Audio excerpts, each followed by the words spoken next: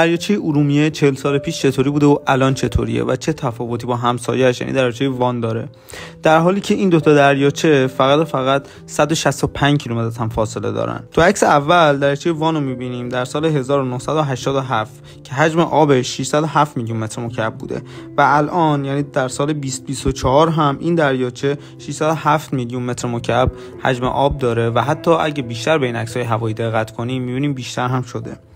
اما دریاچه ارومیه در سال 1987 حدود 30 میلیارد متر مکعب حجم آب داشته، اما الان یعنی در سال 2024 این حجم آب رسیده به 1 میلیارد و 400 میلیون متر مکعب، یعنی حدود 26 میلیارد و 600 متر مکعب کاهش حجم آب.